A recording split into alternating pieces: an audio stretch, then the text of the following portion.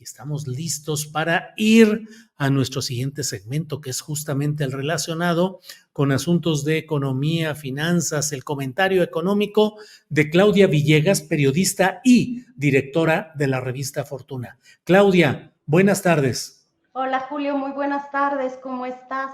¿Cómo te fue de vacaciones, querido Julio? Bien, Claudia, bien, descansé sabroso y la verdad con mucho gusto y con mucho entusiasmo y todo caminando afortunadamente bien. ¿Tú cómo vas, Claudia?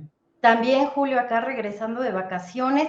Un saludo a todas nuestras amigas, a nuestros amigos de Astillero, querido Julio. Y yo vi The Crown, esta serie que está en Netflix, y había críticas a algunos que tomaban vacaciones y hay una frase que me llamó mucho la atención en esa serie que decía, bueno, las vacaciones no sirven de nada, en serio, cuando hay tantos problemas, pero sirven para tomar perspectiva.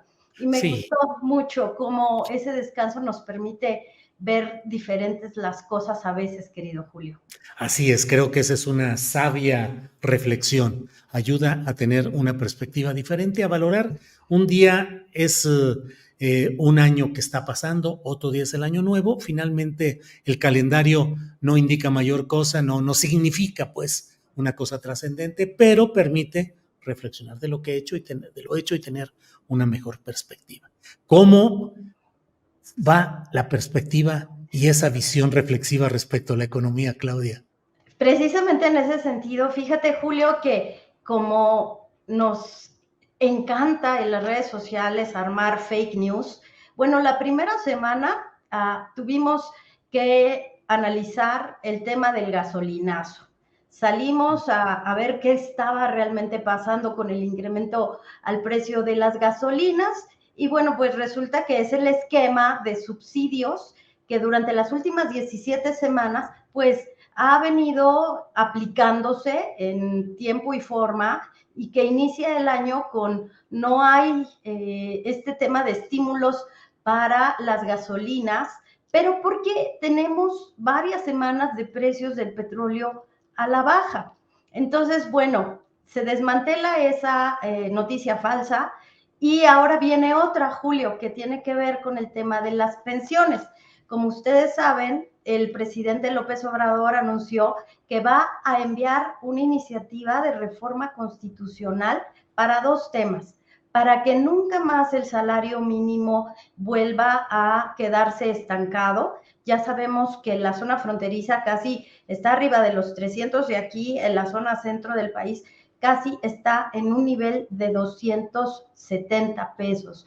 Hay que recordar que el INEGI y otras pues empresas y casas de análisis consideran que la clase media en México debe ganar al menos 500 pesos diarios, Julio. Es decir, todavía estamos lejos.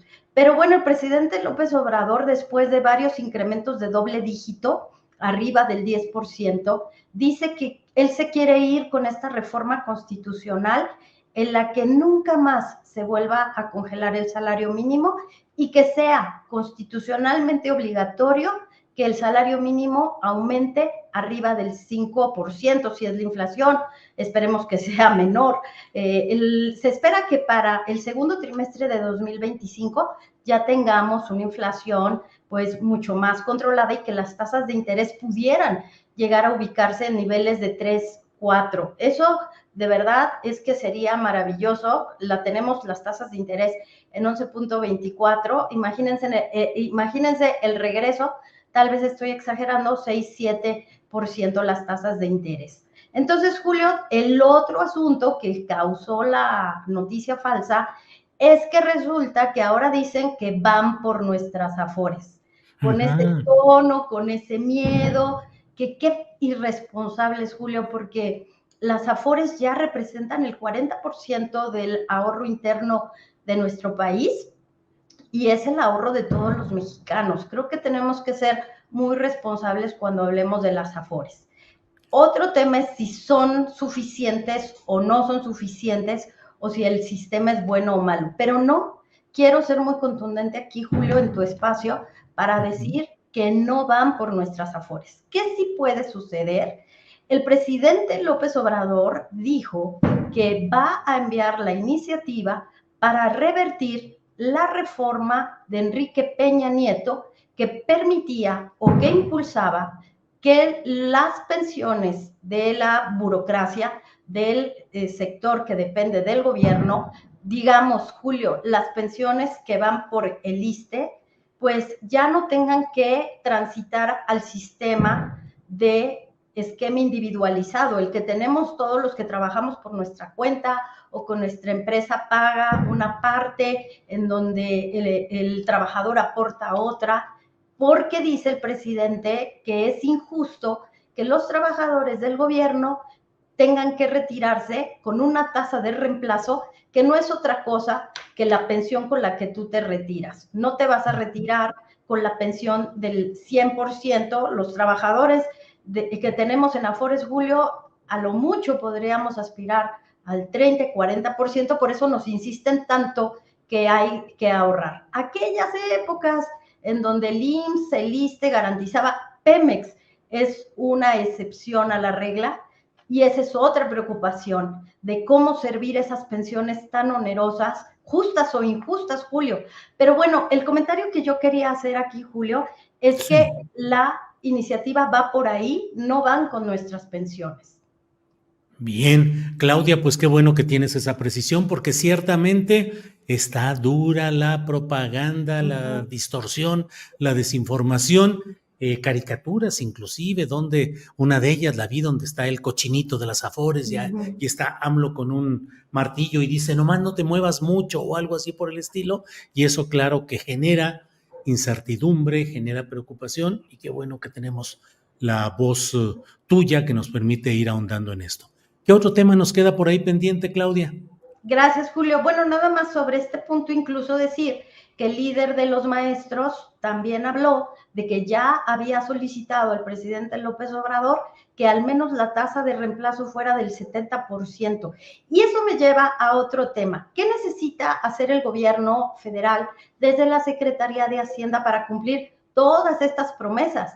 No solamente que los maestros, que los burócratas puedan tener sus pensiones garantizadas en el futuro, una promesa que puede costar mucho dinero, Julio, y que me lleva a comentarte ahora que estuvimos tomando perspectiva, sin que sea un eufemismo, Julio, sino descansando un poco, haciendo adobes en la revista Fortuna, Citibanamex liberó un gran análisis en donde lo pueden encontrar en la revista Fortuna, Julio, donde habla de que en tiempos electorales 2024, el presidente López Obrador, la Secretaría de Hacienda, Rogelio Ramírez de la O, podrían abandonar la hiperausteridad en el ánimo pues de generar un ambiente, una situación económica favorable, y que eso pondría de verdad en riesgo la disciplina fiscal, el asunto del control de la deuda,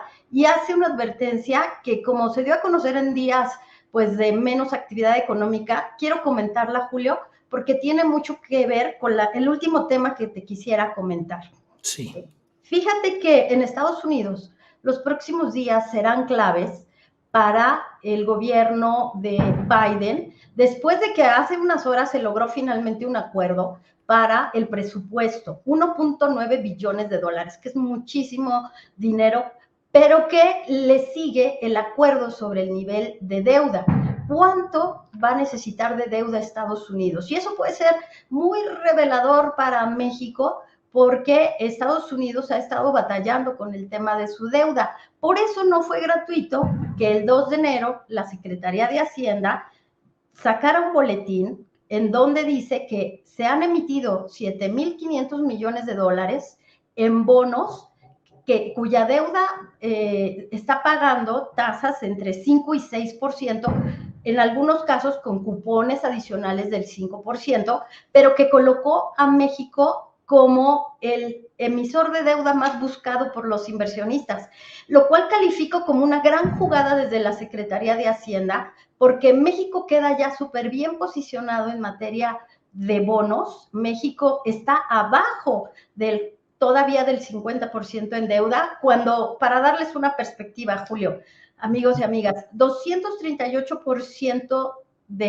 representa del PIB mundial la deuda a nivel mundial. Entonces, este es como el promedio, el 238%, países como Estados Unidos, como Japón, como Argentina, en donde acaban de dar a conocer que la inflación es del 200% y México sigue estando abajo del 50%. Entonces, parece que Hacienda le contesta a Citibanamex, querido Julio, diciéndole, calma, estamos bien. Muy bien, muy bien. Claudia, pues no nos queda más que vernos hoy a las 8 de la noche en Economía Social. Muchas gracias, Julio. Un abrazo y no se olviden de votar por la mejor cobertura informativa en los premios que estás nominado, Julio. Muy bien, muchas gracias, Claudia. Gracias, nos vemos más tarde y seguimos adelante. Hasta pronto, Claudia. Hasta pronto, Julio. Buenas tardes. Gracias.